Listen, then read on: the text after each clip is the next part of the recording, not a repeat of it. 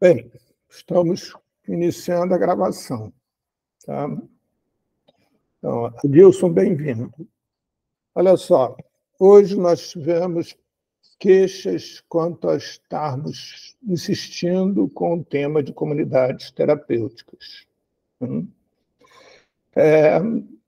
Nós, como eu já falei aqui, vou reiterar, o Observatório está organizando um livro com artigos diversos a ser publicado em maio do ano que vem. Farão parte desse livro artigos tanto de pesquisadores, com aquele formato mais acadêmico, como depoimentos, seja de ex-internos, de ex-funcionários ou familiares dos atingidos pelas comunidades terapêuticas, né?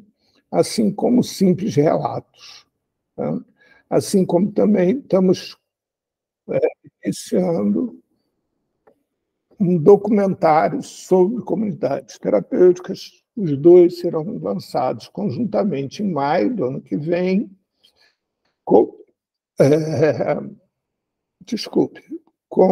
Durante um evento que estamos organizando, um congresso sobre também comunidades terapêuticas. Então, esse é um dos motivos pelos quais a gente tem insistido no tema de comunidades terapêuticas, até porque esse tema ele abraça uma série de outros subtemas que estão compreendidos neles, né? Como chamou, por exemplo, a atenção o Merri, na segunda-feira passada, que pensar em comunidades terapêuticas é pensar numa nova reforma antimanicomial, porque, na realidade, a comunidade terapêutica ela traz no estilo, né, a possibilidade de um manicômio, que isso, teoricamente, está extinto aqui no Brasil. Né? Então, ela não deveria existir, na realidade. A existência dela mostra que essa reforma em si ainda não foi concluída, né? A necessidade que temos de reorganizá-la. Eu me lembro que numa das primeiras reuniões que fizemos sobre comunidade terapêutica, teve um rapaz que falou que para ele que foi bom, que ele ficou numa comunidade terapêutica e foi bom. Uhum. Pois é. Talvez a gente não devesse ignorar isso, porque aí a gente consegue detalhar o que faz de uma comunidade terapêutica uma coisa tão horrível e de outras não. Sim, é porque tem de tudo, né? E aí depende da intenção e depende como a pessoa foi tratada e se ela foi internada voluntariamente ou involuntariamente, aí tem uma série de variáveis. E é isso que a gente está mapeando. Inclusive, vocês devem ter visto um aviso, vamos lá, que é um aviso que a gente criou um novo subgrupo. Edna, por favor, feche seu som. Obrigado. Depois eu queria falar. Queria fazer uma pergunta. Eu sei, mas já vai falar, mas um novo subgrupo que trata especificamente de comunidades terapêuticas, para ficar algo que a gente comece também a ter um espaço só para isso. Né? Pois não, Edna, pode falar. Desculpe a pergunta, às vezes pode ser primária, mas às vezes não, com certeza deve ser. Mas existe alguma legislação que fale sobre comunidade terapêutica? Não. Se tem uma destinação de verba pública. Não tem. Não tem. Porque o que acontece é o seguinte, Edna. Vamos lá, vou repetir. Né? É o seguinte, Edna, a comunidade terapêutica é considerada uma instituição religiosa e, como tal, ela não está submetida a nenhuma legislação, a nenhuma fiscalização, absolutamente nada. Né? Hoje eu queria exatamente abordar essa questão por esse histórico.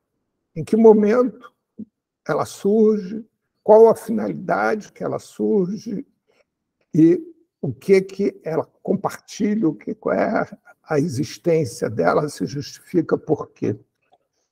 Ou melhor, é justificada por quê. E, para isso, eu vou começar passando um filme, um pequeno filme, só para contextualizar esse filme.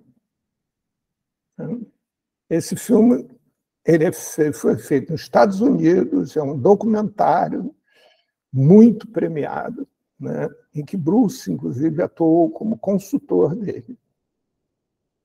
Então, vamos ao filme.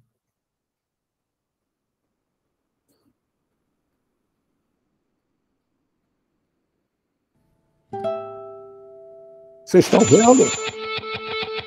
There was another warning about cocaine today. Crack now has spread to almost every American city. Vocês estão vendo o filme? Sim. Sim.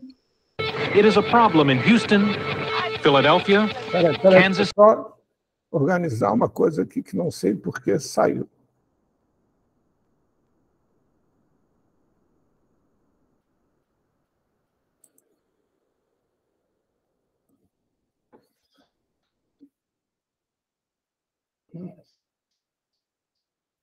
Dois minutos. Cadê?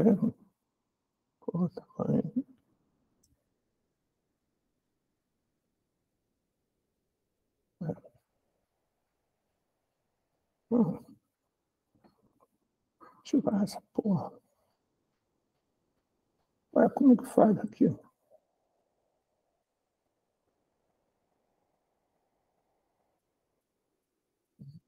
Cadê? Branco, fonte.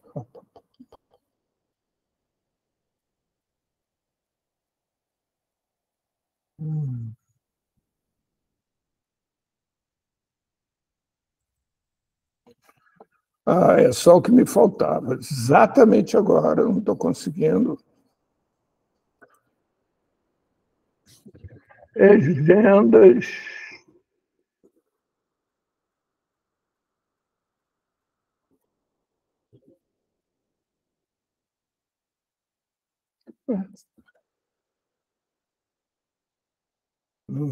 Estamos chegando.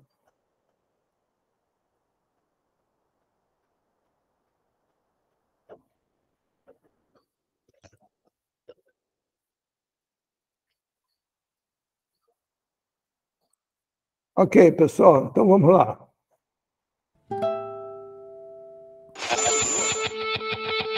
There was another warning about cocaine today. Crack now has spread to almost every American city. It is a problem in Houston, Philadelphia, Kansas City, Tucson, and Sacramento. In the 1980s, the media sounded the alarm that a new drug, crack cocaine, was taking over American cities and that it had an especially devastating effect on pregnant women and their newborns. A new study says that babies born to women who use cocaine during pregnancy are 3 times as likely to be born with birth defects. They tend to be what we call jittery. They're very, very high risk for cerebral palsy, mental retardation. They are prone to hypertension, strokes, and sudden infant death syndrome. These children, who are the most expensive babies ever born in America, are going to overwhelm every social service delivery system that they come in contact with throughout the rest of their lives.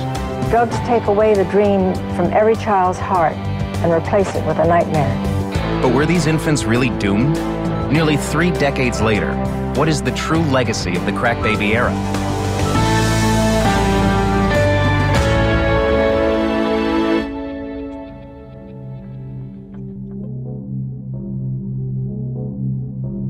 In the early 1980s, Dr. Ira Chasnoff, a young researcher at Northwestern Memorial Hospital in Chicago, decided to study what he saw as a worrisome trend among his pregnant patients who had used cocaine. Women were coming in and their babies were looking different when they were born. They had higher rates of prematurity, and they had higher rates of newborn seizures and other complications. A lot of the babies exposed to cocaine are quite small. We think that that's related to the use of the drug during pregnancy. We'd seen effects of alcohol and other substances on children, so we were certainly open to the idea that this was a problem. Cocaine was an epidemic. I think that it was something that the media, it became an exciting thing to talk about. What you got? What you got? We call our broadcast 48 Hours on Crack Street. What you call this a standard crack house? Standard in this precinct. Soon after our paper was published, within days we were getting calls from media all over the country and started hearing the term crack babies. Spotlight tonight, our investigative series on cocaine kids. Despite all the warnings, a growing number of babies are being born already addicted to cocaine. As it got out into the world, it became this phenomenon. 23 babies were born to the cocaine-using women in this study. Because the problem has appeared so suddenly, there are few reliable statistics. The number of so-called cocaine babies is growing at an astonishing rate. The number of babies born addicted has risen more than 500%. I had lots of people interviewing me. Dr. Ira Chasnoff of Chicago's Northwestern Memorial Hospital runs the oldest program researching cocaine in the newborn. It appears that cocaine has just as devastating effect on pregnancy and the newborn as heroin. Chasnoff told reporters that cocaine exposure was causing some babies to be born with brain damage, and that others were overwhelmed by even simple eye contact with the mother. These children are not normal in the sense that they're going to be able to enter the classic schoolroom and function in large groups of children. Other researchers and doctors echoed Chasnoff's conclusions, and a host of seemingly recognizable symptoms took hold. One of the things that we see about babies who have been exposed to cocaine is they tend to be very tremulous and shaky, very fine kinds of tremors. We looked to see if we would find the effects that were reported, and we were saying, well, we aren't seeing this. As Chasnoff's star rose, Dr. Claire Coles was reaching a different, though equally startling, conclusion about crack babies based on her study of infant behavior at Emory University. The effects didn't seem consistent with the action of the drug itself. Many of the children who were the so-called classic cocaine babies were premature babies. And the symptoms that were seen on the videos, on television, the tremoring arms and all that, that was prematurity. You could have taken any premature baby and gotten the same image. I think that people got very focused on cocaine is the cause of this, rather than thinking substance abuse is the cause of this, maternal lifestyle is the cause of this, social issues are the cause of this. But Coles's findings didn't fit within the narrative of what had become a national scare. Cocaine, crack. If you use drugs while you're pregnant, your baby can die. There's a whole lot of people who feel that if you can just scare people sufficiently about something, that's better than actually telling them the truth about something, because that'll prevent them from doing bad things. The American agenda tonight poses this question. What would you do about pregnant women who use drugs and pass those drugs on to their babies? By the late 1980s, Chasnoff's findings were being used to justify cases charging pregnant cocaine users as child abusers, drug dealers, and killers. I was at first stunned and then angry that they would distort the information. That's when I started realizing how a lot of this can be taken out of context and used to bolster any kind of argument. People may have felt that they were doing the right thing, but I mean, the idea that one would prosecute a pregnant woman and use this kind of not very accurate research to do so is very disturbing. As the prosecutions continued, crack babies grew to toddlers. No one knows how many there are, or even how best to identify them. But educators suspect that tens of thousands of crack kids are in kindergartens in inner cities, in suburbia, even in small-town America. It now threatens to create an entirely new underclass of children unable to care for themselves, of infants born to suffer. In the United States this year, at least 100,000 crack babies will be born. Today, the government said it will cost $5 billion a year to care for such babies, and money doesn't begin to tell the whole story. I'm supposed to be a victim of that crack era. I was supposed to be disruptive, mentally unstable. I wasn't supposed to reach the point where I am now. The initial hypothesis is that drug abuse would lead to huge physical deformities, huge mental deformities in children. And, you know, in myself, I didn't see any of those things. So it will be easy for me to believe that science doesn't hold true. Almost 3 decades since Chasnoff's initial research, which focused on just 23 babies, long-term studies have found only subtle changes in the brains of cocaine-exposed research subjects like Stone. There's no particular evidence of this social-emotional deficit. You're not seeing really broad-scale, severe developmental problems, as was predicted. The schools have not been overwhelmed by the flood of cocaine-exposed children. In fact, Stone became the first in her family to graduate from college. In learning that I had been exposed, I kind of told myself I'm not going to make this an issue. Whatever I have to do to get around what the effects may be, I'll do that. The paper was a very preliminary kind of finding, and it really shouldn't have been generalized to the extent it was, which I believe that Dr. Chasnoff eventually came to himself and said that he felt that this didn't really represent the whole of the situation. Doctor, let's go to you on this question. You've studied this, perhaps one of the first people to study this. How does cocaine use affect newborns? Well, there's no question that cocaine use during pregnancy has some real effects on the unborn and on the newborn child. But these effects are not devastating and can be addressed through treatment for the pregnant woman and for the child. Over time, Chasnoff did distance himself from some of the extreme pronouncements he was quoted as making in the early days. I probably talked too much or gave long-winded explanations which were completely cut out. It was one of those feelings where you just feel completely out of control. But the hysteria that followed his initial research had already taken its toll. It wasn't even a natural disaster or war. It was a drug that caused so much harm among my generation and my parents' generation. Certainly cocaine was contributing to this problem, but they got very focused on it as the only sole cause of it. I think people still believe the cocaine story, but alcohol is much more of a problem than cocaine because there's much more alcohol used and it has much more severe effects. They become throwaway children. I think if you say something 3 times out loud, people take it as fact. And also, I think there's certain ideas that people want to believe that really fit in with cultural stereotypes, and it's hard to get rid of those.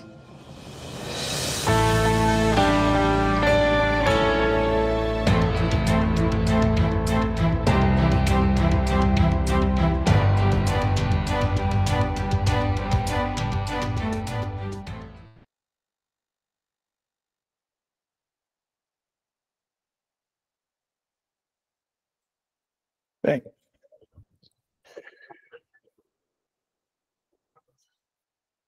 alguém quer comentar alguma coisa?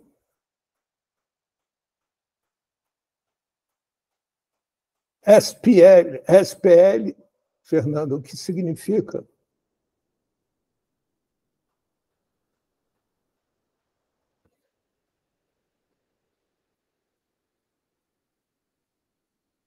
Ninguém tem nada a comentar. Bem, então eu quero lembrar vocês do que se trata esse vídeo.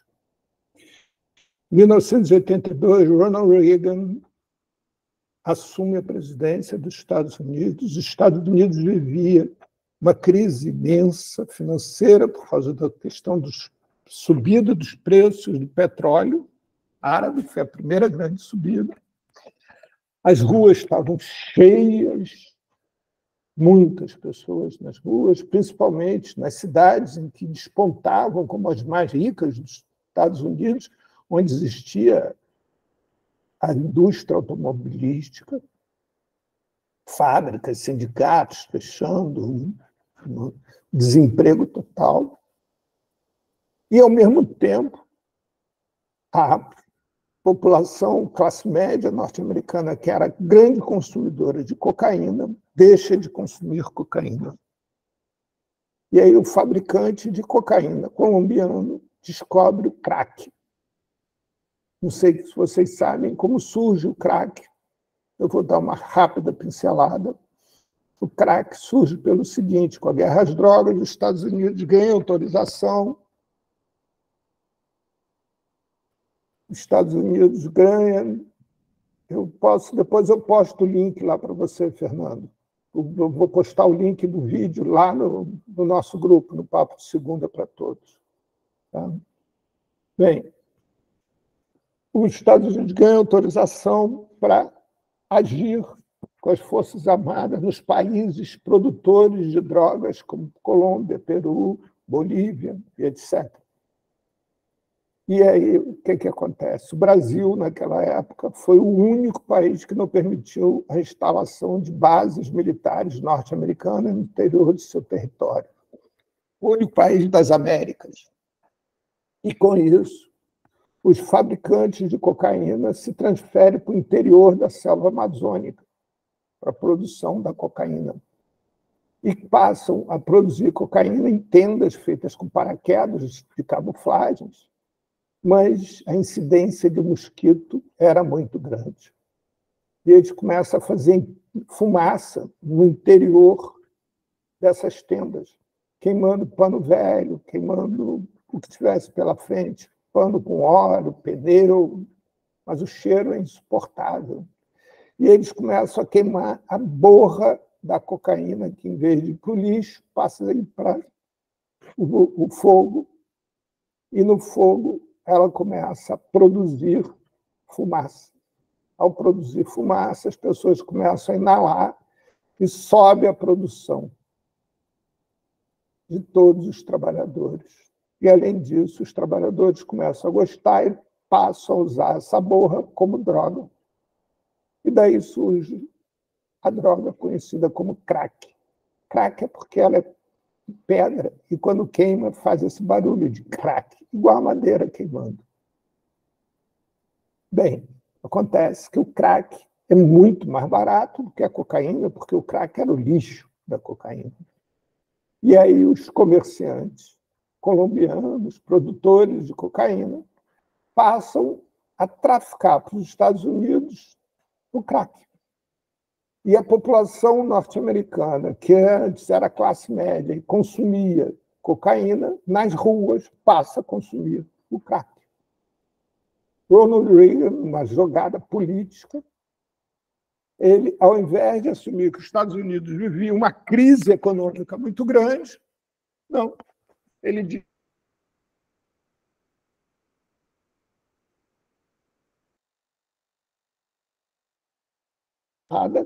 que as pessoas estavam abandonando seus lares, abandonando seus trabalhos, abandonando suas vidas para irem para as ruas, para consumir o crack, que tinham perdido tudo por causa do crack.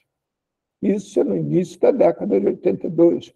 E espalha, para agravar mais ainda, o pânico, porque criança, nessa hora, é extremamente útil, né? Que o crack viciava os bebês ainda enquanto feto, ou seja, que a mulher, quando usasse, a mulher grávida, quando usasse crack, os seus filhos já nasceriam viciados em crack ou cocaína.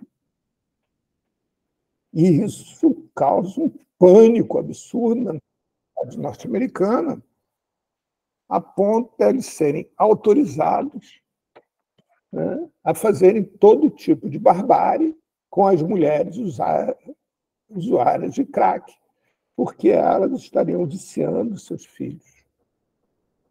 Mas o tempo começou a passar. E nesse passagem de tempo, alguns pesquisadores começaram a acompanhar filhos de mulheres que usaram crack durante a gravidez. E observaram que nada acontecia. E aí produziram esse documentário. Como vocês viram, esse documentário é produzido no início do ano 2000. A história continua. E surge aqui no Brasil, o Brasil, que era o Brasil do início dos anos 2000, o país que não era mais o país do futuro era o país do presente. E o país do presente se arvora, pela primeira vez na história, a se concentrar 3 grandes eventos internacionais que até ali eram sempre feitos, um de cada vez em cada país. O primeiro encontro da Juventude Católica, que foi o primeiro evento que o Papa Francisco participou, o primeiro evento internacional fora do Vaticano, a Copa do Mundo da FIFA e as Olimpíadas. Mas surge uma pergunta: como fazer esses 3 eventos daquela magnitude que tinha, com tantas crianças e tanta população em situação de rua? Como fazer, principalmente na cidade do Rio de Janeiro, porque a cidade do Rio de Janeiro concentraria as Olimpíadas, o primeiro encontro da Juventude Católica, quer dizer, por ordem cronológica, o primeiro encontro da Juventude Católica, as Olimpíadas e depois as finais da Copa do Mundo. Como faz isso? Algum esperto, descobre que os Estados Unidos já tinham resolvido esse problema, que bastava lançar o pânico do crack. E aí se estabelece, no Rio, uma operação que era uma operação com apoio da Justiça, do Ministério Público e da Juíza de Menores. Operação que era o recolhimento compulsório de crianças e adolescentes em situação de rua, usuárias de crack. Porque, segundo eles, essas crianças estavam irremediavelmente condenadas como viciadas em crack. E, como tal, elas tinham que ser internadas, não tinha outra solução. Não tinha nada mais a ser feito além disso. Então, elas passam a ser recolhidas na rua compulsoriamente. Todos nós vimos mais de uma vez imagens das forças de segurança chegando nos pontos que eram usados, chamados Cracolândia, para recolher essas crianças usuárias compulsivas de crack, porque estariam viciadas. E aí são criadas no Rio de Janeiro as casas vivas, que eram centros onde essas crianças eram levadas para serem tratadas. O interessante disso tudo é que, na ocasião, estimava-se que existiam 3.000 crianças em situação de rua usuárias de crack. E a Prefeitura do Rio cria esse programa de recolhimento compulsório de crianças e adolescentes em situação de rua, usuárias de crack, com 150 vagas. De acordo com o médico mentor disso tudo, um escroto, mentiroso, que dizia que tinha feito cursos em Harvard e etc., que atendia os artistas da TV Globo, esqueci o nome dele agora, já chega. Ele dizia que as crianças precisariam ficar internadas durante 6 meses para poderem perderem o vício do crack. Ora, em 6 meses, quer dizer que uma vaga, das 150 vagas, eles poderiam tratar ao ano 300 crianças por ano. Se nós tínhamos 3.000 crianças, fazer o quê com as 2.700 restantes? Isso nós estamos falando que estava no poder um governo de esquerda, o governo Lula. Não estava no poder nenhum governo conservador, de direita, nada disso. Mas E assim é feito. As crianças são internadas. E só para vocês terem uma ideia, eu vou mostrar uma outra coisa para vocês. Espera aí.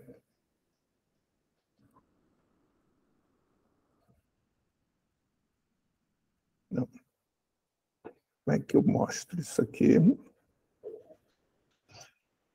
Ai, como é que eu faço para mostrar esse negócio aqui? Não. Compartilhar. Como é que eu faço?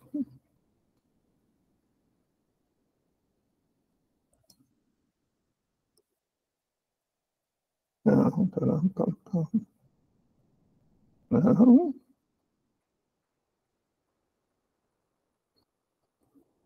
Espera aí, gente. Poxa, infelizmente não consigo compartilhar isso agora. Eu queria compartilhar uma imagem com vocês, que não estou conseguindo. É uma imagem de uma pesquisa que foi feita com essas crianças internadas nas casas vivas, que demonstra que somente 16% das crianças internadas, repito eu, sendo tratado com medicamentos psiquiátricos fortíssimos, né? Só 16% haviam provado uma vez o crack. 84% das crianças nunca sequer tinham provado crack. E ninguém nunca perguntou por que as cracolândias elas eram ocupadas majoritariamente por crianças. É simples.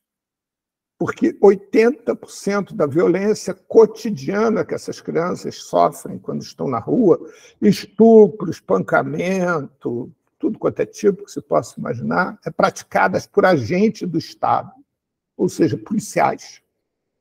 Qual é o único lugar que policial não vai? Na boca de fumo. Por isso que as crianças se reúnem em torno da boca de fumo, do traficante, porque eles protegem ela. Daí surgem as cracolândias, para evitar o contato com aqueles que deveriam protegê-los, ou seja, os agentes do Estado.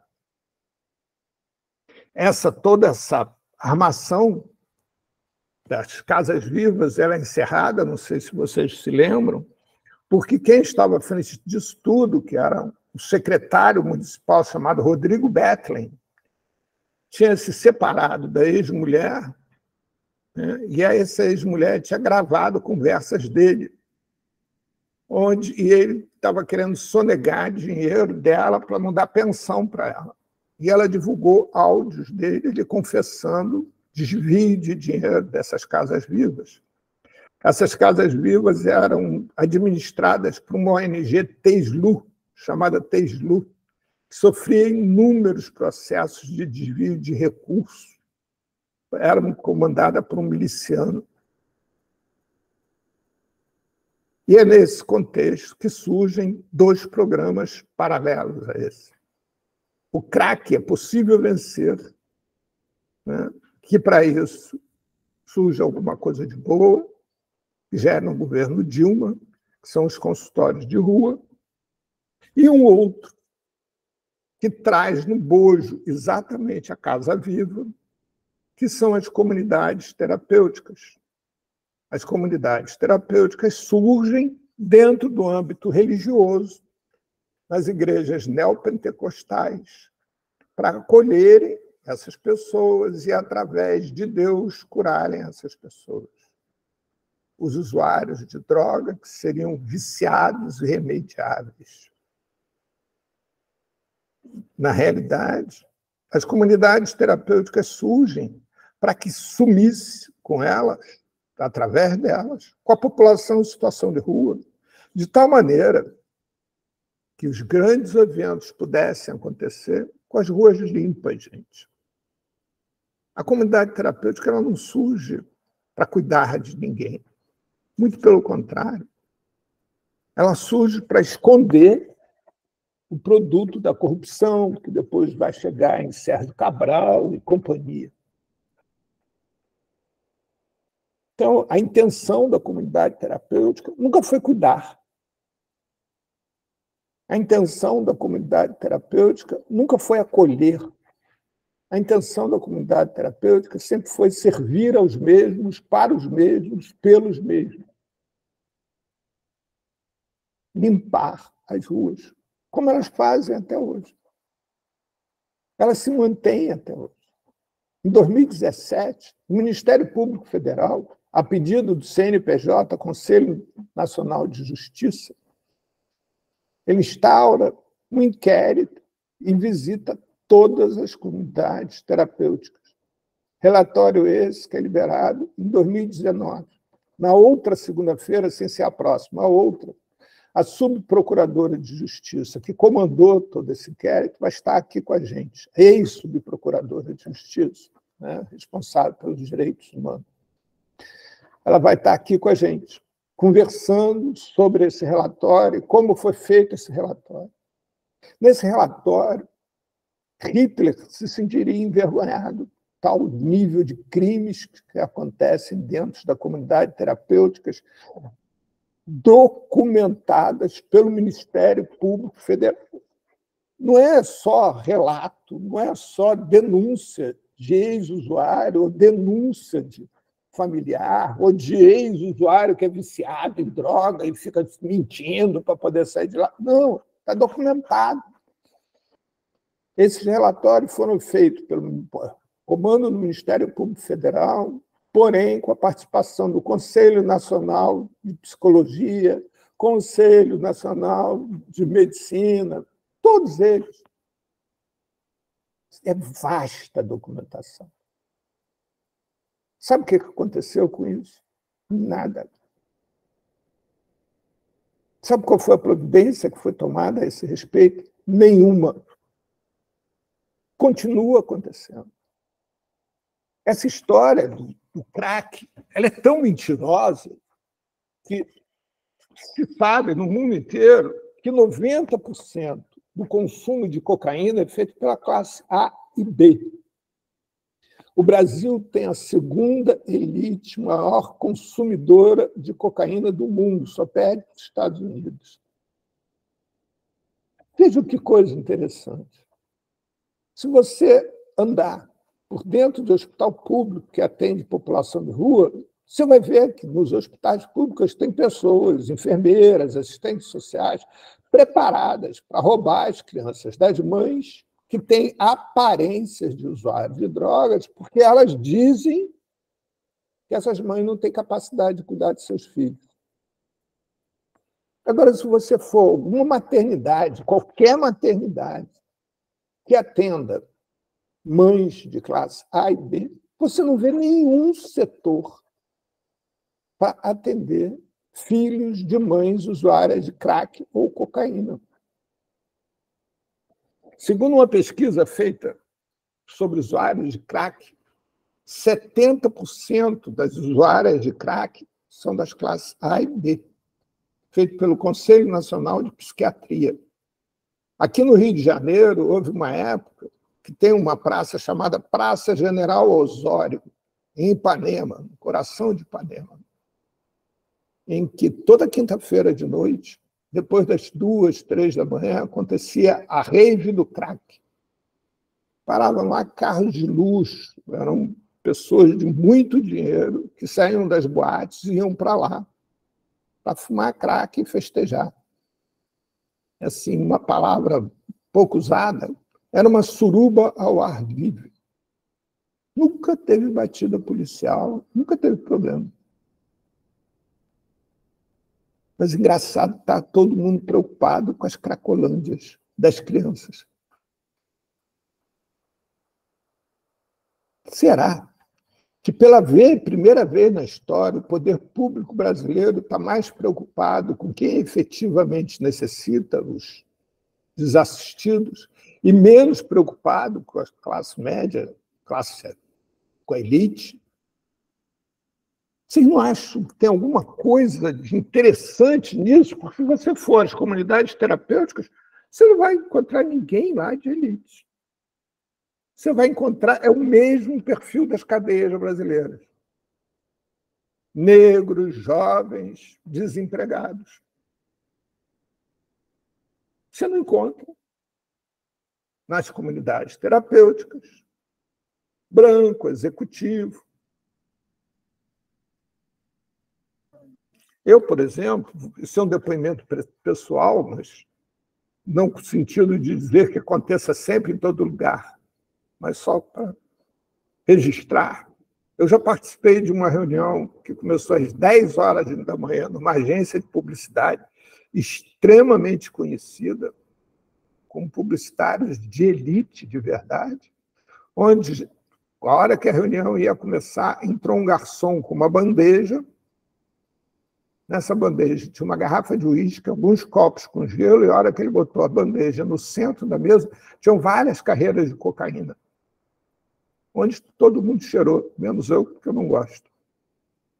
Antes da reunião, às 10 horas da manhã. É uma droga extremamente usada por intelectuais, por artistas. Muito. Jorge Aragão, por exemplo, já viu isso. Sim, exatamente, Adilson. Exatamente isso. O Adilson acaba de solicitar que a gente converse um pouco sobre o Departamento de Apoio às Comunidades Terapêuticas inserido pelo governo Lula no Ministério do Desenvolvimento Social. Pois é. Interessante isso, né, Adilson? Um departamento de apoio. Que tipo de apoio é esse? Que apoio é esse? Porque assim, não existe nenhuma legislação, não existe nada.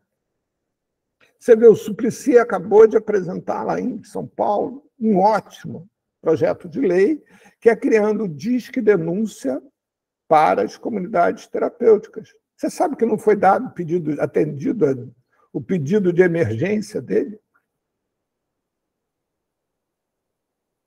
Assim, é interessante porque quando fala, por exemplo, agora acabaram de matar por espancamento no interno. Ninguém falou de quem era aquela comunidade terapêutica, né? Quem era o dono? Qual a origem? A comunidade terapêutica sequer tinha alvará de funcionamento, mas obviamente que no município ninguém sabia da existência dela. Quem era o dono? Quem eram os funcionários? Quem era o psicólogo, se é que tinha, ou qualquer um? Ninguém fala disso. Parece o jogo do bicho. Ninguém fala. É proibido, tem em cada esquina, mas ninguém fala. Assim como comunidades terapêuticas. Se faz todo tipo de barbárie.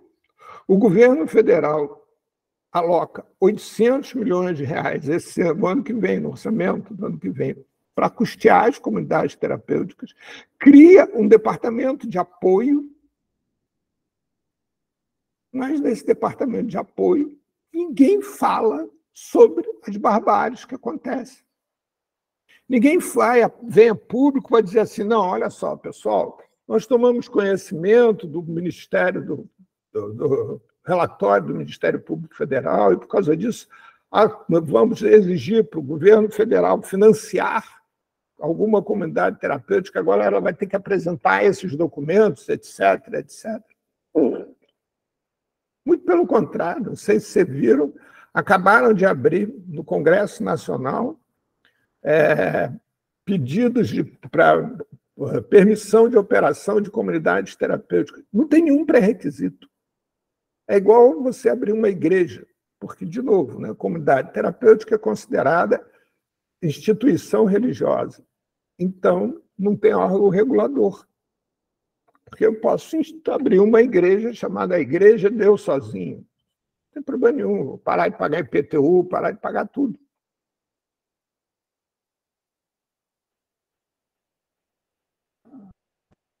A maioria das comunidades terapêuticas pertence a deputados. É através disso que o governo compra votos no Congresso Nacional. Vergonhoso, né? Mas é a realidade.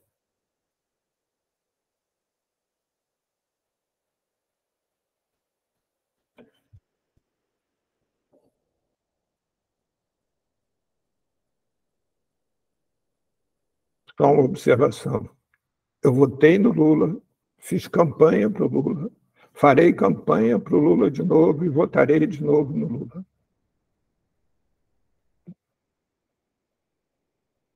Pois não, Cláudio? Cláudio? Pois não. Boa noite a todos. Pois não, pode falar, Cláudio. Pode abrir sua câmera se você preferir. Tá. Você está sem som, viu? Não estou te escutando. Me ouvem agora? Sim. Tá. Bom, tem duas questões. A primeira, Paulo, eu gostaria que você descrevesse qual seria a diferença entre uma proposta de uma comunidade terapêutica e de projetos open door, como foi o caso do de Braços Abertos, aqui em São Paulo. E eu, como morador aqui da região do centro, eu moro na Cracolândia, né? Na Luz, bem dizer, eu fui meio que testemunho ocular do sucesso do de Braços Abertos. Não resolveu 100% da questão, você tinha ilhas, tá? Mas teve um impacto social muito grande também do ponto de vista do bairro. Porque aquelas pessoas que aderirem ao projeto de maneira espontânea, em sendo aproveitadas, né, sendo contratadas e recebendo um dinheiro, uma bolsa, um salário, aliás, e aí a direita se apressou em dizer que era bolsa crack, elas, inclusive, implementaram o pequeno comércio do bairro, porque elas passaram a ser também consumidoras, né? E você teve, assim, como que eu posso dizer? Um desenvolvimento social muito interessante no bairro pelo curto período de tempo que o de Braços Abertos durou. Infelizmente, ele foi totalmente sucateado pelas gestões posteriores à gestão do Haddad aqui em São Paulo. Esse era um ponto que eu gostaria de ser pontuado. Qual seria a diferença entre uma comunidade terapêutica e projetos open door? Tá? Então, deixa eu só fazer um pequeno parênteses, para depois você entra na sua segunda questão, Cláudio. 2 minutos. Então, quanto à questão dos braços abertos, né? O Braços Abertos ele surge no momento seguinte a esse dos grandes eventos, né? E quando ele surge uma proposta absolutamente distinta, criada por um grupo de psiquiatras que eu conheço, todos eles que criaram, e num projeto que era um projeto extremamente exitoso, que é um projeto baseado lá de Vancouver, no Canadá. Sim.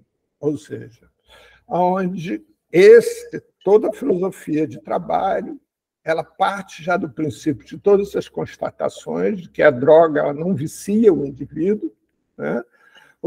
Ela não cria dependência química, que não existe dependência química.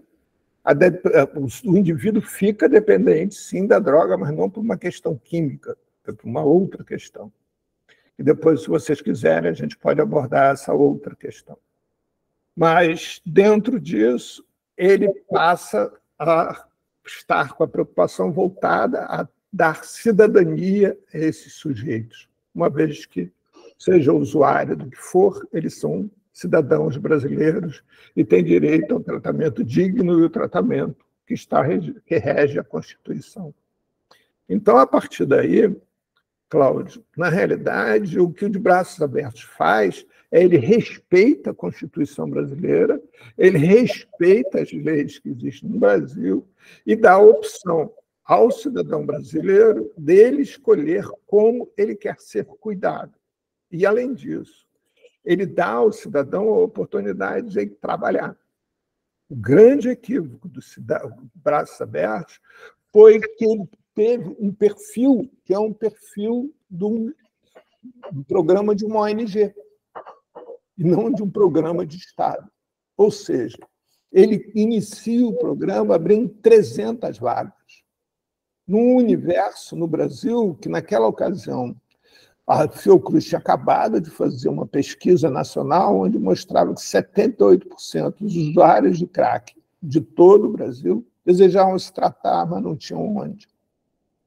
E aí o que acontece? Com o sucesso dos Braços Abertos, e as imagens se espalham pelo Brasil como um todo, e não só o Brasil, como a América Latina, e as pessoas migram para São Paulo em busca dessa acolhida, em busca de trabalho, de dignidade, de moradia. E aí, obviamente, as 300 vagas não dão conta de toda a demanda, não atendem a demanda e acabam de uma forma visual, agravando o problema, porque a Cracolândia cresce, o que justifica a direita interromper o programa. Porque o que a gente tem que entender, quando a gente trabalha com essa população, é que nós vivemos num regime capitalista selvagem. Sim. Esse regime capitalista selvagem só existe, só é permitido existir aquilo que dá lucro. E, portanto, se a população em situação de rua vive, existe, é porque ela dá lucro. Claro. Então, encerrar com tirar a população em situação de rua das ruas, acabar com o usuário de crack nas ruas, alguém vai perder muito dinheiro. E, com certeza, não é o traficante. O traficante dessa cadeia produtiva é o que menos ganha dinheiro, esse traficante da ponta.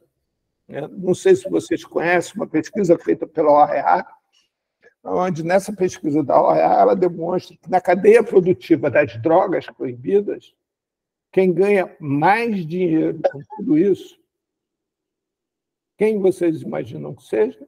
Os bancos. Não, os bancos, Cláudio. Não é a polícia.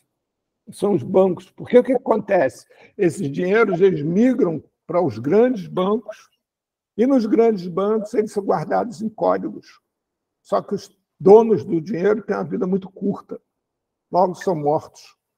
Esse dinheiro ficou para os bancos. Não sei se vocês se lembram, no início dos anos 2000, o Santander foi envolvido no enorme Santander norte-americano, foi envolvido no enorme escândalo de lavagem de dinheiro de traficantes da América do Sul. Que é exatamente isso. A segunda pergunta, Cláudio. Não, aí não seria bem uma pergunta, seria uma colocação. O PL do Suplicy, que ainda está sem número, então acredito que ele não tenha sido ainda formalmente apresentado à LESP, ele está sendo extremamente criticado, e acho que algumas críticas assim, bastante procedentes. Né? Eu acho que, assim, que, em primeiro lugar, ele surge num momento quase que oportunista em função da morte daquele rapaz na comunidade terapêutica, Kairos Prime, que foi exatamente a comunidade terapêutica onde eu passei internado um período. Né? Ele surge meio que assim naquele estado de comoção, né? E ele está sendo muito criticado, eu acho que de uma maneira até bastante procedente, porque, primeiro, eu acho que ele ratifica a existência das comunidades terapêuticas. Isso é um ponto de vista a ser colocado. E não só isso, como ele tem tudo para se tornar um projeto de lei inexequível, letra morta, porque ele pressupõe que todas as comunidades terapêuticas vão ter uma plaquinha dizendo diz que denúncia a comunidade terapêutica, e o interno a sofrer violência vai poder pegar calmamente o seu celular e fazer de dentro da comunidade terapêutica uma denúncia. Cláudio, eu discordo de você, Cláudio. Mas, assim, o que eu acho que é o grande mérito do Disque Denúncia do Suplicy é que aqueles que têm denúncias a fazer sobre as comunidades terapêuticas passarão a ter onde fazer de forma anônima. Então, ex-usuários, familiares, ex-trabalhadores, etc. E aí isso acontece, eu posso te dar essa experiência aqui no Rio, a Disque Denúncia aqui no Rio foi o divisor de águas, porque, por causa da incidência da denúncia, fica impossível não atuar. Então, se você começa a ter muita denúncia para uma mesma comunidade terapêutica, de uma mesma prática, aquilo tem um registro. E aí o Ministério Público pode pedir, aqui no Rio, inclusive a lei carrega isso, que periodicamente o Disque Denúncia tem que enviar o relatório para o Ministério Público. E aí o Ministério Público pode mover processo. E outra coisa, assim, hoje, no quadro atual, é impossível a gente imaginar que a comunidade terapêutica acaba amanhã. Não, não acaba. Pois é, ela não existe força política para acabar com ela. Então, dentro das opções existentes, infelizmente, né, essa é uma boa opção. Porque o que, na realidade, a sociedade civil precisa fazer, e é muito difícil de fazer, e é isso que uma das coisas que o Observatório está se propondo a fazer, é recolher material, registrar material para forçar com que ele acabe. Porque aí a gente tem como fazer denúncias, por exemplo, aos tribunais internacionais de direitos humanos. Aí nós temos como fazer denúncias, uma série de que aí sim começa a ter repercussão. Salve, Paulino. Bem-vindo, Paulino. Entendeu, Cláudio? Não, vamos torcer para que isso seja uma das... Porque o projeto... Boa noite, gente. Boa noite, Paulino. O projeto ele se pretende mais do que isso, não só... Sim, eu conheço bem o projeto, eu discuti com o Suplicy antes do Suplicy lançá-lo. Então, mas é um projeto que tem bastante críticas e acho que algumas são bastante procedentes. Uma delas é você pensar que numa comunidade terapêutica o interno vai ter mobilidade para fazer... Não vai ter, sabe que não vai ter. Mas aí faz o quê, Cláudio? Nesse momento, faz o quê? A denúncia está feita, Cláudio. Existe a denúncia. Foi morto um homem lá dentro. Sim. E aí? As forças que deveriam tomar, o governo do Estado, o Estado que deveria tomar providência, se recusa a tomar. Repito, igual a jogo do bicho. Porque tem muito dinheiro e muitos interesses envolvidos. Isso é sem dúvida. Sim, mas também não existe a mobilização da sociedade em torno desse tema. A gente tem que mobilizar. Mas é um tema que é completamente invisibilizado. Eu sei, Cláudio. Eu não estou dizendo... Cláudio, eu não estou entendendo bem. O que eu estou querendo dizer é a conjunção de fatores que existe nesse momento. Eu não estou querendo culpabilizar ou inocentar nenhum desses partes. Eu só estou querendo dizer o seguinte... Deixa eu só colocar dois minutos, deixa eu só concluir. A única forma que a gente tem de mudar a realidade é reconhecê-la. E, para reconhecê-la, você tem que ter pontos de partida, mesmo dentro desse caos. Senão, a gente não consegue mudar essa realidade. Pois não, Paulino? Pode só para concluir que eu e o Cláudio, a gente tem conversado um pouco, e assim... eu trabalhei com a área de publicidade muito tempo, né? E assim, e como eu disse da outra vez, eu sou muito observador. Então, o que acontece? O assunto do dia é clínica terapêutica. Do mesmo jeito que há 5 anos atrás, o assunto da moda era LGBT. Passou-se 5 anos, começou-se o movimento preto. E os LGBTs, que não conseguiram tudo que precisavam, diminuiu a observação para eles. E começou a se discutir a consciência negra. Não estou desvinculando uma coisa da outra. Só estou colocando que houve um fato, foi noticiado, se ganhou audiência, acabou o assunto. Porque políticos, vocês mesmos já ouviram vários políticos dizer: deixa passar que a semana que vem tem uma nova notícia. Certo ou errado? Então, assim, falar é muito fácil. Quem viveu lá dentro, quem sofreu, quem viu amigo sofrer, aquele cara que te ouvia, ou quando ganhava algum doce, te dava um doce, porque lá tudo isso valia ouro, é muito mais do que o que todo mundo aqui está fazendo. Porque, assim, falar, beleza, estou falando. A mídia vai em cima, semana que vem é outra história. Daqui 5 anos, não vai ser mais o assunto dos negros, não vai ser mais o assunto dos LGBTs, vai ser dos adolescentes que estão isolados de si mesmos, porque entraram na coisa da internet, entraram em bolhas, e aí as bolhas começaram a estourar. Vai ser o próximo assunto. Então, assim, eu concordo com o Cláudio que ficar só no discurso não resolve.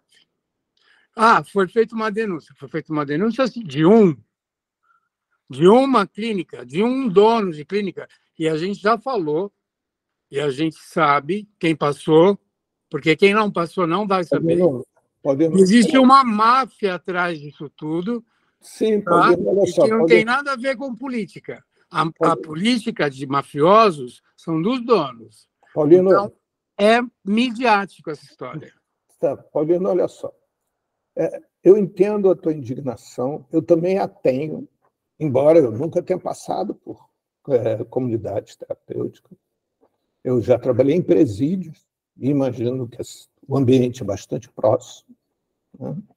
Mas, assim, nós estamos debatendo sobre comunidade terapêutica. Presídio tem mais respeito. Talvez. Nós estamos debatendo sobre comunidades terapêuticas já há algum tempo aqui no Observatório.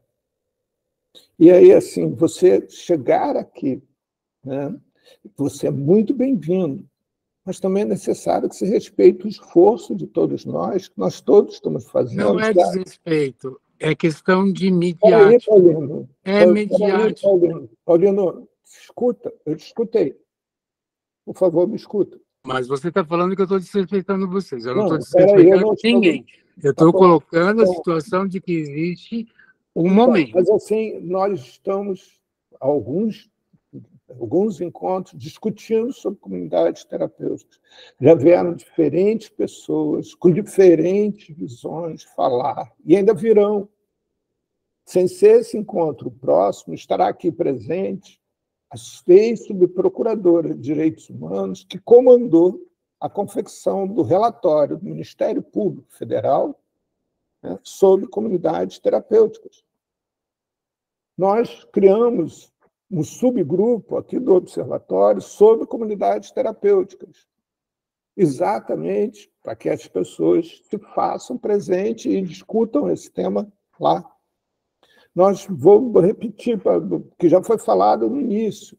Se você tivesse acompanhado desde o início hoje, você tinha visto que várias coisas já aconteceram.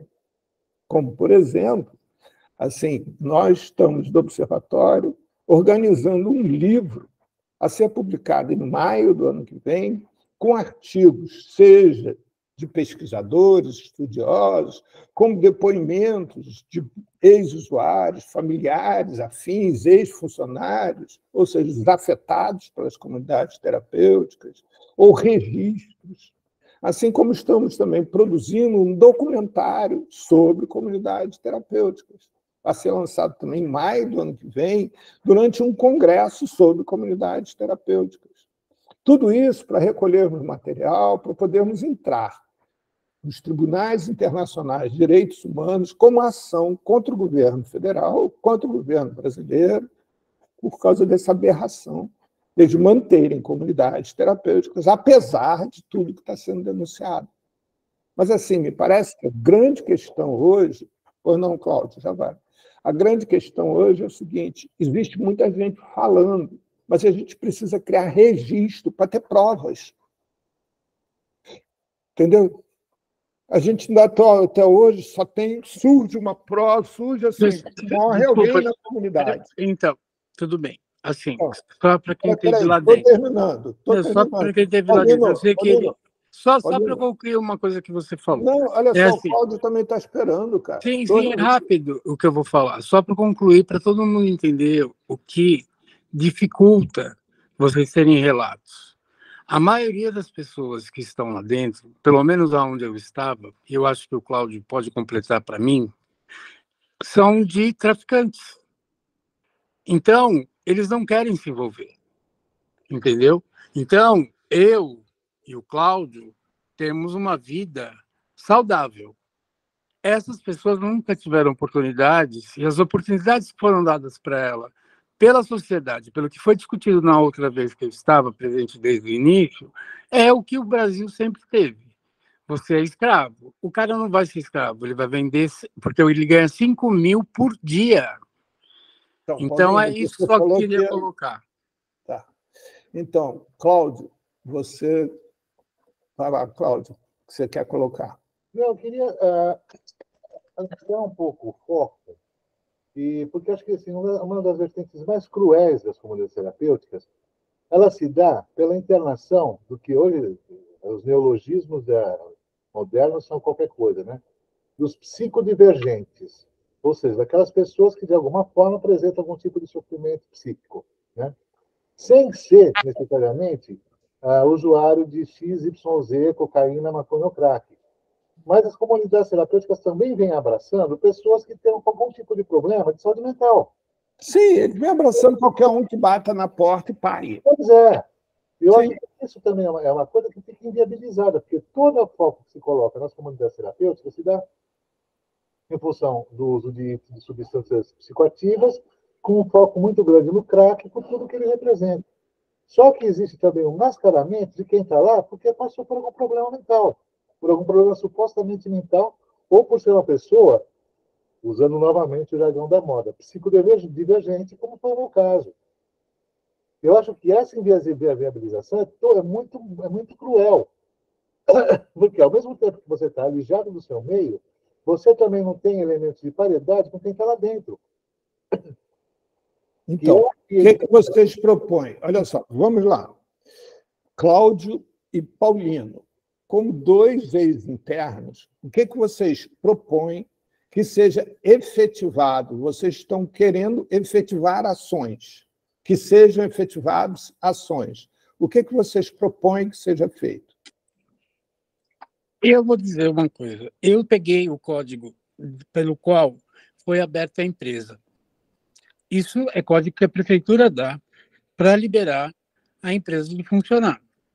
E o que o Cláudio está dizendo, eles estão nos direitos deles pelo código que é dado a eles. Eu fui atrás de ver qual código que é dado e o código diz que eles podem tratar de pessoas psiquiátricas. Então, porque a doença que eles acham ser doença, de novo eu coloco, né, o uso da substância, seja ela qual for, causa um transtorno mental e aí eles cuidam da pessoa porque ela está psiquicamente debilitada. Sim, Paulino, eu entendi isso. Mas certo? O que você então a prefeitura tem que dar um registro específico para essas pessoas, elas tratarem quem está psiquicamente alterado por uma droga. Isso é o primeiro passo. Porque aí evita de colocar dentro das clínicas pacientes psiquiátricos. Vamos lá, Paulino, o que você sugere que nós, que estamos aqui, façamos? Aqui, eu não conheço ninguém daqui. Não. Eu não sei o poder. Deixa eu só terminar. Eu não sei o poder de cura de cada um de vocês. Não tem cura. Aqui não tem nenhum curador. Aqui temos 18 pessoas que se reuniram com predisposição de conversar, de trocar, de agir em torno do tema. Então, o que você, Paulino, ex-interno, o que você, Cláudio, ex-interno, eu vou deixar o Cláudio falar, sugere que seja feito por essas 18 pessoas? Espera aí, antes do Cláudio falar, a Dilson está querendo falar. Pois não, Adilson? Adilson? Oi. Lembrar também que hoje não é mais aquelas comunidadezinhas com 8, 10 pessoas, né? Evoluiu para fazendas, né? Tem fazendas agora enormes, com mais de 2.000 pessoas lá dentro, né? Fazendo a laboterapia, né? E é pessoas que tem muita posse de terra até, né? Para poder manter essas fazendas. A gente falar em CT ainda é um pouco já coisa passada, porque ela está lá na frente, ela está mais evoluída, tanto na questão do poder de financiamento com dinheiro público, quanto na questão do tamanho, né? Da evolução do tamanho, do espaço físico, da quantidade de pessoas que elas conseguem colocar lá dentro, da quantidade de apoio político, né? Em todas as casas legislativas do país e até de fora, com o financiamento internacional.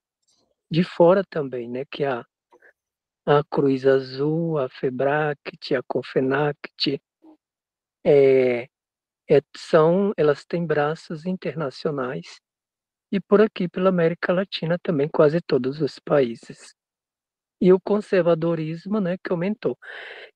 A gente discutiu isso um pouco no mês passado, na Comissão de Saúde Mental, Drogas e Direitos Humanos do CNDH, mas eu falei, a gente tem que fazer uma pesquisa bem profunda do que tem hoje para poder debater em cima, porque histórico todo mundo já sabe, está cansado de saber. Agora, precisa continuar no mapa. O governo anterior ele fez um mapa até 2019 das comunidades. Aí eles pararam de alimentar no mapa, porque assim você clicava lá no mapa, identificava aonde estava cada comunidade terapêutica, fosse aquelas que estava cadastrada na federação, né, de apoio que estava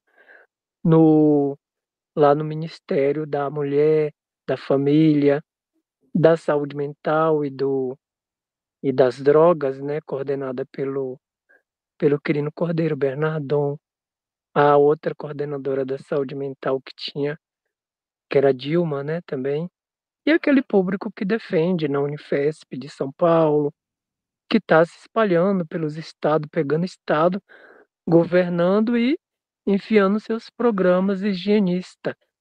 Agora, é ruim quando o próprio governo federal, né, criou um departamento, evoluiu também no governo federal, porque o mesmo governo que a gente apoiou para dizer não a esse tipo de coisas, eles fortaleceram, né?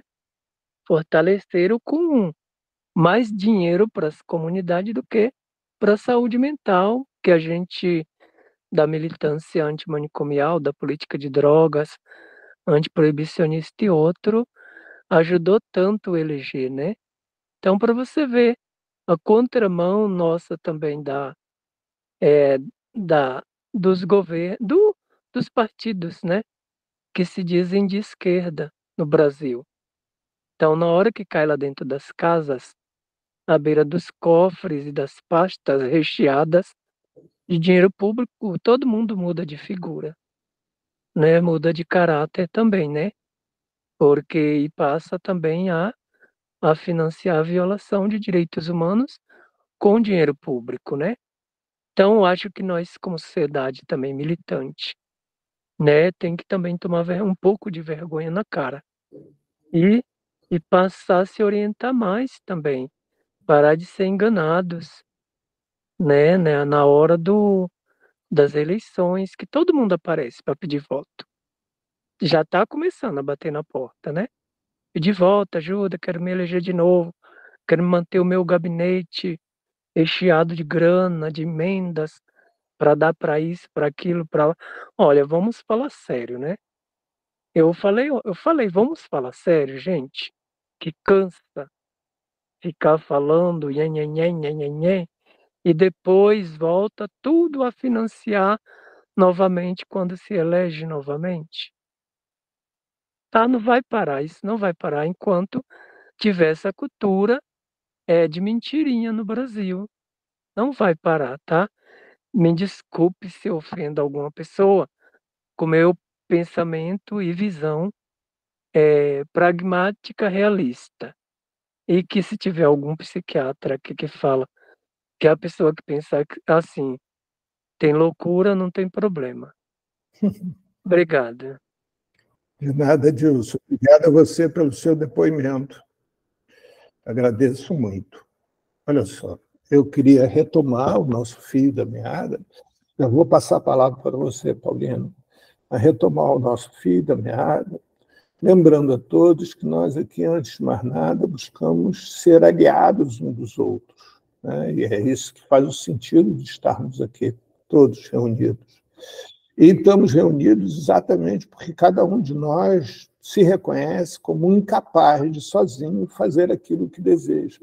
Então, nós procuramos parceiros para podermos nos fortalecer e, através desse fortalecimento, a gente poder, pelo menos, se sentir lutando por aquilo que a gente acredita, por aquilo que a gente deseja. Você, Paulino, eu acho que você é uma pessoa de extrema valia, porque você, como ex-publicitário, você sabe perfeitamente como fazer uma notícia circular. E nós precisamos muito disso agora. Nós precisamos muito que essas notícias saiam dos escondidos da noite, das sombras da sociedade, e venham para as primeiras páginas dos jornais. Nós precisamos denunciar que comunidades terapêuticas, que hoje, segundo o número que eu vi há pouco tempo, nós temos em torno de 200 mil pessoas internas em comunidades terapêuticas. Nós não estamos falando de 50, né? Nós estamos falando de 200 mil pessoas. E aí estamos falando também de quando existem 200 mil pessoas internas para supostos tratamentos de saúde mental, como disse o Cláudio, os neurodivergentes, isso quer dizer que existe uma sociedade fascista, uma sociedade majoritariamente fascista, e que coloca em risco cada um de nós. Porque amanhã ou depois eles podem achar que quem usa cavanhaque é exatamente um terrorista. Então, acho que está na hora da gente procurar construir alianças, e alianças possíveis, não alianças desejadas, porque as desejadas só serão realizadas depois de serem possíveis. Pois não, Paulino? Então, assim, eu tenho 3 colocações. A primeira, quando eu disse que eu não conheço as pessoas que estão aqui, eu sei que são pessoas de peso, né? E que têm uma representatividade a qual eu não pertenço, né? Eu saí de lá, eu entrei em maio, já tem mais de um ano, saí em novembro, vai fazer um ano, e só agora, depois que houve um assassinato declarado, fora os outros que a gente não sabe, é que eu tive voz. Porque até então ninguém me ouviu. Eu fiz a denúncia, a única denúncia que tem na Kairos, no Reclame Aqui, é minha. Eu fiz denúncia em todos os lugares, no Consumidor, no Procon, em todos os lugares eu fiz denúncia. E em nenhum lugar deu retorno. Então, essa era a minha primeira colocação. A segunda colocação, eu achei o documento. O Código de Atividade Econômica Principal é o 8720, dígito 4/99, que descreve o seguinte: atividade de assistência social, psicossocial e a saúde de portadores de distúrbios psiquiátricos, deficiências mentais e dependência química, e grupos similares não especificados anteriormente. Então, esse é o código que a prefeitura dá o aval para eles funcionarem. Ponto. Segundo, eu, quando estava lá dentro, conversando com o terapeuta, que, apesar de fazer parte dessa máfia, e é isso que fica muito claro quando a gente está lá dentro, que, assim, existe uma estampa de CT, mas existe por trás uma máfia, porque eu comentei com o Cláudio, e é isso, os GAPs e os donos são todos amigos. Esse vídeo que vazou do menino, ele é meu amigo. Eu tenho o contato dele e da mãe dele. Ela confiava no dono e não confiava no filho.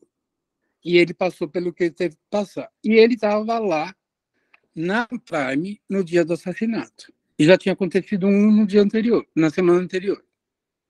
Então, assim, o que eu estou fazendo para curar esses dois, que não se falam há mais de 30 internações? Eu converso com ele e peço para ele não usar a substância que ele usa, que é álcool, que eu não suporto. Mas trato ele com todo o respeito porque ele é digno. E ele tem brio. Então, eu falo com ele e ele fala, não, eu vou beber, eu vou beber, eu vou beber. Eu falei, então tá, você quer beber, bebe. Por quê? Quando a gente sai de lá, a gente quer e isso eu falo por mim, a gente quer retomar a nossa própria dignidade que foi gerada por X pessoa. Aquela pessoa não me conhece, ou se me conhece, não sabe por quê. E assim, a pergunta, por que nunca se é usada? Por que você está usando? Por que você não conversa comigo? O porquê se esqueceu de perguntar, né? Então, quando eu falo para vocês que eu não conheço a cura de vocês, é porque eu estou tentando curar essas duas pessoas que para mim são caras. E eu conheço uma, a que apanhou e que apareceu na TV. Né? Então, eu estou tentando fazer a minha parte, já que eu não fui ouvido. E isso talvez seja uma coisa que fosse legal ter. O cara saiu da clínica, passa direto para cá. Aqui a gente vai te dar assistência. Isso não tem... Só. A cura que eu digo de vocês é isso, gente. A gente não tem voz. Então, Paulino, não é só vocês, Paulino. Não é só ex-interno. Nós aqui não temos voz, Paulino. Então, e aí... Nós todos aqui estamos reunidos para ver se, nos reunindo, nós conseguimos falar mais alto e a nossa voz é escutada. Então, nenhum de nós aqui presentes é a favor das comunidades terapêuticas, da existência da comunidade terapêutica. Isso eu não questiono, Emerson. Mas assim, isso eu não questiono. Mas a partir do momento que a prefeitura dá um código... Mas a prefeitura já dá esse código. Agora, a partir daí, o que nós podemos fazer? O que você pode fazer com a gente? Eu posso apontar as coisas que eu pesquisei nesse período. Sim, não, mas a partir das coisas que você pesquisou, o que você acha que nós podemos fazer? Primeira coisa é dar suporte a quem sai de qualquer... Suporte, nós somos aqui, vou repetir para você, 18 pessoas. Então, gente... Para um universo de 200 mil, não existe como. Então, eu não sei... Eu estou fazendo a minha parte. Eu conheço os dois envolvidos. Sim, Paulino, mas assim, você é um ex-publicitário. Não, pera. Eu fui publicitário, não atuei na área, sei como o mercado funciona e não atuei na área porque na época eu tinha 17, 18 anos, nem tinha internet e tinha TQI. Então vamos lá. Eu conheço a filosofia... Eu tenho uma proposta para fazer para você e para o Cláudio. De novo, nós abrimos no Observatório um subgrupo chamado Comunidades Terapêuticas. A intenção desse grupo de comunidades terapêuticas é que ele concentre informações, denúncias, pessoas afetadas pelas comunidades terapêuticas, e lá a gente possa ter criar uma massa crítica quanto a isso. Então, a minha proposta para você e para o Cláudio é que vocês assumam a coordenação desse grupo e levem para esse grupo pessoas com essas duas pessoas. Elas podem guardar a identidade. Não preciso colocar os nomes, sequer os nomes verdadeiros. Vocês podem criar qualquer nome para elas, X, P, O, K, o que quiser. Assim, o que eu estou querendo dizer é o seguinte, é necessário que a gente estabeleça um ponto de partida. Porque qualquer caminhada só começa depois que ela tiver um ponto de partida. Não é um ponto de chegada que determina a caminhada, é o ponto de partida. Nós todos aqui estamos querendo dar as mãos para poder caminhar para algum lugar diferente de onde nós estamos. E o entendimento disso eu tenho, Emerson. Eu só assim, né? De novo, vou colocar. Eu estou pedindo defensoria pública desde 18 de janeiro. Então, Paulino, vamos, assim, vou repetir para você, daqui a 2 semanas já está aqui no grupo, debatendo conosco, a ex-subprocuradora-geral de Direitos Humanos, que coordenou a confecção do relatório sobre todas as comunidades terapêuticas, liberado em 2019. Quando foram apontados todos aqueles crimes que aconteciam, que se mantiveram até hoje. Ela vem aqui para conversar conosco, espera aí, Paulino, ela vem aqui para conversar conosco quais os caminhos legislativos, judiciários que nós podemos tomar. Certo. Eu só não quero que você ache que hoje eu vim com com a faca nos dentes. Não, E, você assim, pode vir com a faca nos dentes, está muito bem. Emerson, eu tive essa semana vários entendimentos, vamos colocar assim, e percebi que, assim, tem muita coisa que é como você falou, o nosso governo, ele maqueia muita coisa, né? E isso não é de hoje, né? Nós que somos mais maduros, temos uma visão de mundo muito diferente de um jovem de 17 anos que apoia a ditadura porque é um regime organizado, né? Então, por que eu estou falando isso? Eu fui esse sábado no ESOL, que foi o único lugar que me apoiou, que eles cuidam de LGBTQIA+, 50, e tinha um grupo de estudantes de psicologia. E eles só falavam Natal. Não, eu vivo na minha bolha, eu vivo na minha bolha, eu vivo na minha bolha, e eu estou fazendo um curso onde essa mesma faixa etária não se mistura comigo, porque vive na minha bolha, eu vivo na minha bolha, você não tem voz, o que você fala não tem razão, não quero ouvir, não precisa estudar. Então, assim, é um blá, blá, blá que essa bolha vai estourar. E enquanto essa bolha não estoura, a gente ainda vai continuar tendo crianças, adultos, velhos, jovens internados nesse tipo de clínica por burocracia. Paulino, olha só, primeiro a gente não pode mobilizar o grupo, né, nessa conversa. Se você quiser me procurar, você pode me procurar e a gente continua a conversa em particular em outro momento.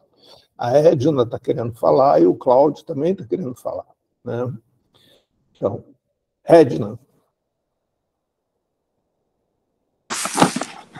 Então, gente, eu vou tentar ser o mais breve possível, né, na minha fala.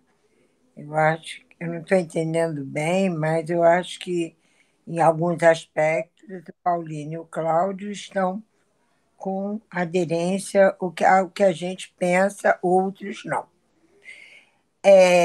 Durante muitos anos, a gente brigou, né, brigou mesmo, né, para o término dos hospícios. Os hospícios eram orientados a partir de uma legislação, de algumas normas, de algumas rotinas, etc. Né? A comunidade terapêutica também tem. Onde está escrito, eu não sei. Né? Mas as comunidades terapêuticas, elas vêm contrário ao que a gente brigou durante tantos anos. E a gente tem uma legislação. A gente, sabe, teve um projeto Paulo Delgado, depois saiu a lei. Então, a minha pergunta é assim, tem a comunicação, né? Tem, como vocês falaram, nem lembro qual foi o nome que vocês falaram, mas quando você diz que não tem política, tem muita política, não é pouca, não. Tem um amigo que está fazendo um estudo sobre as comunidades terapêuticas na Baixada. Se olhar quantas estão registradas, são meia dúzia de 3. E aí a gente sabe que tem muito mais do que isso. São clandestinas. A comunidade terapêutica ela tem os princípios completamente antagônicos ao que a gente discutiu durante tanto tempo, gente. Sabe? Então, o que o Paulo está propondo é muito interessante, porque não adianta a gente ficar aqui nessa falação se a gente não tem uma documentação. A gente tem algumas documentações, sim, relatórios de auditoria, da psicologia, daqui, da lá, que já mostram isso. Né? Mas eu acho que a questão política, o lobby é mais forte. E aí eu fico me questionando, assim, quando você leu, né, no atendimento a pessoas portadoras de adictos e portadores de transtornos psiquiátricos, saúde mental e tal. Eu fico perguntando, cadê o responsável técnico? Tem que assinar. Não, Mas se não é uma instituição de saúde, não é. aí não tem que assinar. Então, não Aí é uma fica instituição complicado. de saúde, Edna. Pois é, mas olha Comunidade terapêutica é instituição religiosa. eu sei. Por isso ela não é eu submetida às sei. legislações. Mas olha a definição que o Paulino colocou. Nós não tem nada de religioso. A Fênix tinha.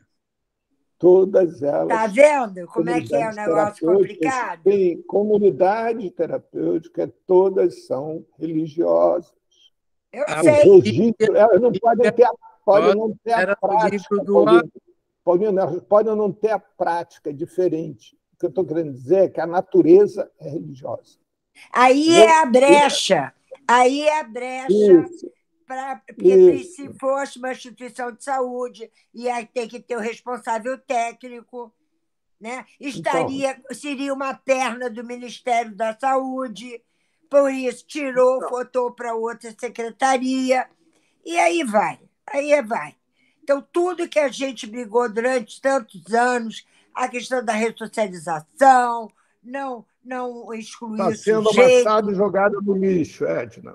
Tudo, sabe? Isso, e eu está sendo amassado e jogado no lixo. Isso do senador Suplicy é perfeito, sabe? Então, Paulino, eu acho que o convite que o Paulo fez para você, eu acho bastante interessante, que a gente precisa conversar cada dia mais, né, sobre as origens da comunidade terapêutica, a iatrogenia que acontece, a perversidade que acontece. Eu trabalhei no interior desse Rio de Janeiro, sabe? E vi isso.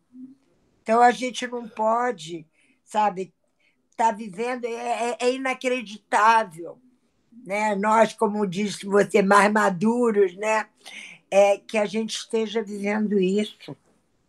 Brigamos tanto, fomos tanto para a rua, mas chega de falar. Obrigada pelo espaço de desabafo. Então, infelizmente, nosso tempo está acabando. Aí eu vou pedir ao Edson, ao Adilson, desculpe, e ao Cláudio para serem bastante sucintos, por favor, para a gente poder terminar a nossa hora. Por favor, Adilson.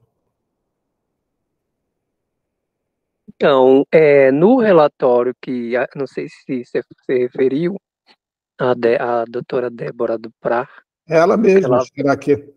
Ela vem apresentar, no relatório, ele tem a legislação que embasa, né, os direitos humanos, a política que vinha sendo construída ali sem muita intervenção das comunidades, né, ou das fazendas.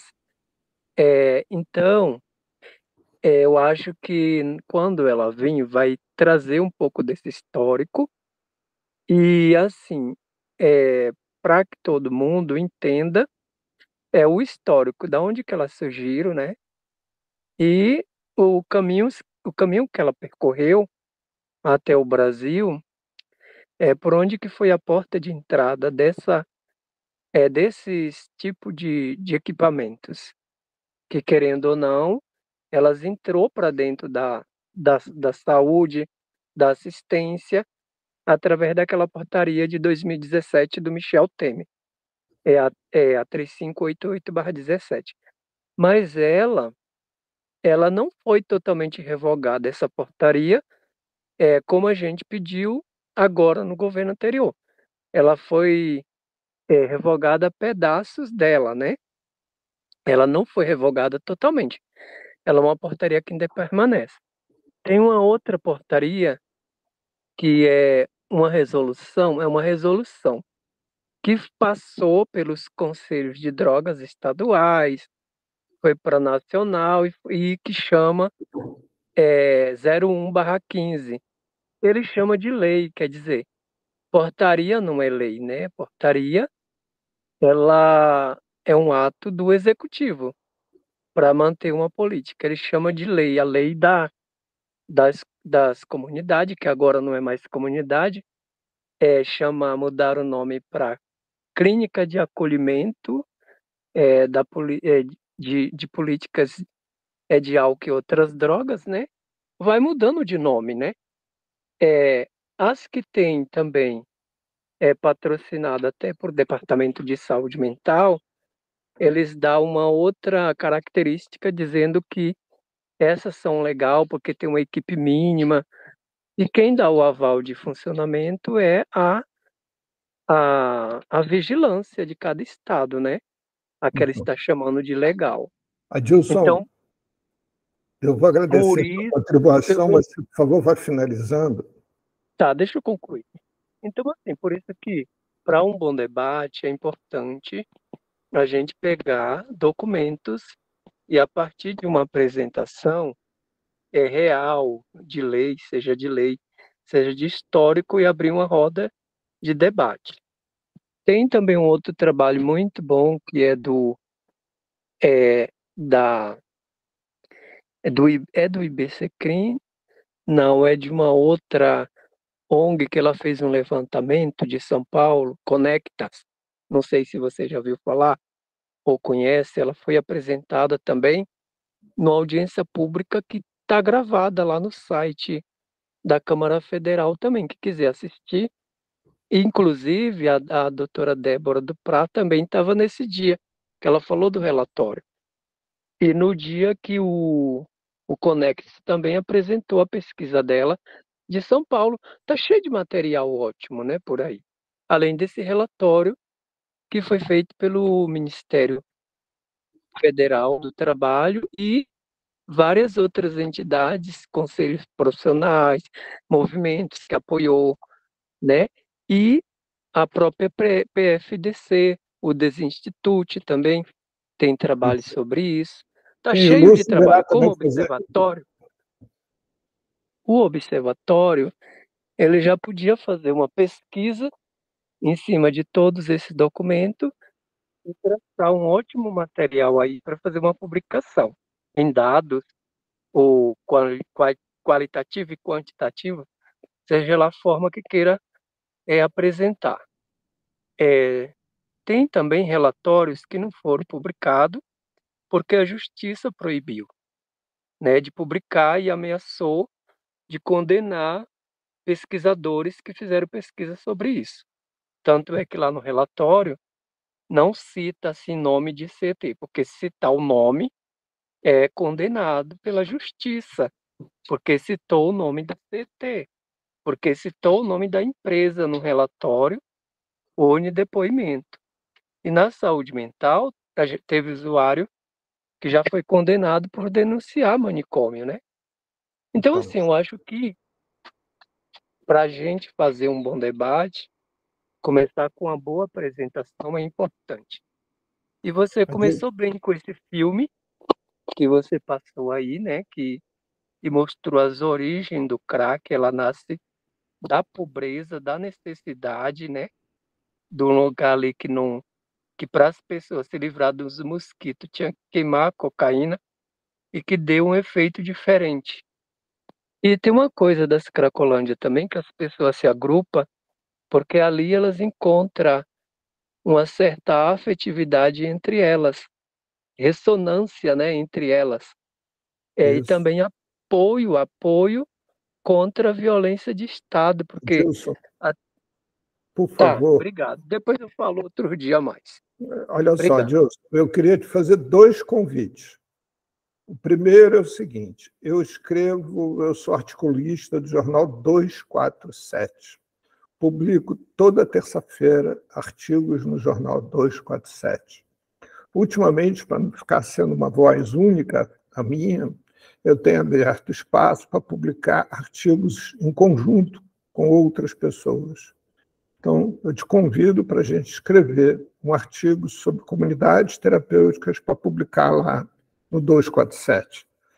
Basta você me procurar aqui no particular e a gente combina como fazer isso. E o outro convite a te fazer, Adilson, é que você venha quando você se achar pronto para fazer um debate com a gente, organizar esse material e trazer esse material e promover esse debate. Esse aqui é o espaço exatamente para isso, Adilson. Te agradeço muito as tuas informações e eu estava tentando te interromper exatamente por isso, para que a gente possa ampliar esse debate com você. Tá?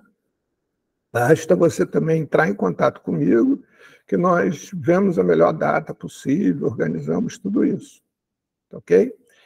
Cláudio, eu te pediria que você fosse muito sucinto na tua fala para a gente poder concluir. Não, sem dúvida nenhuma, até porque eu me senti bastante contemplado pela sua própria fala e pela fala do Adilson. Eu acho que você havia perguntado o que eu faria, né, a título de provocação, você havia perguntado o que eu faria aqui, né? Eu começaria justamente estudando a legislação. A partir de um inventário organizado, ver quais são a legislação que resta e qual a legislação que a gente pode estar se baseando para algumas propostas muito concretas. Porque o desconhecimento dessa legislação é que leva ao empoderamento de quem não deveria ter poder nenhum. Então, olha só, quanto a isso, nós teremos aqui, na outra semana, a doutora Débora Duprá, que é exatamente considerada uma das maiores conhecedoras dessa legislação. Perfeito, e teremos também o Adilson, né, também nos abordando tudo isso. Eu acho que, além disso, e aí eu repito o desafio para o Cláudio e para o Paulino e para todos aqueles que quiserem, né, mas especialmente para vocês dois, que são dois militantes ativos e absolutamente legítimos dessa causa, porque vocês fazem parte dos afetados por ela, para que participem lá do subgrupo criado pelo Observatório, atraiam as pessoas que vocês acharem que têm que atrair, que também são afetados por elas, por a questão do Observatório, e a gente poder fazer tudo que a gente acha que pode fazer, mesmo que seja pouco de frente da imensidão da nossa realidade. Mas fazer pouco é melhor do que nada. Esse subgrupo é no WhatsApp? É no WhatsApp. É porque já tem um que foi criado que são vítimas das comunidades terapêuticas. Eu não sei se é o mesmo, acho que não, né? Não. É aquilo do nosso mesmo. Você está, inclusive, acho que eu já te incluí lá. Paulino, não sei se você está sequer nesse grupo, mas se você estiver, se você quiser, eu te incluo nesse grupo, por favor. Subgrupo das terapêuticas. Não, eu só estou no papo 2. Tá, papo de segunda. Então, vou te colocar lá no subgrupo e vou colocar vocês dois também como administradores do grupo, de tal maneira que vocês possam incluir nesse grupo todos aqueles que vocês quiserem. Sem problema, ótimo. Vou colocar um parecer aqui. O Cláudio é racional. Eu sou emoção pura. Então que coisa boa. Ter um contraponto nesse sentido. Porque, assim, eu adoro fazer pesquisa. Se jogar pesquisa na minha mão, mas eu não gosto de aparecer. Entendeu? Então que ótimo. Olha só. O arroz e feijão é uma comida absolutamente saudável. Uma lisonja, mas, ao mesmo tempo, eu acho que é um começo, mas, assim, bom, daí a gente conversa.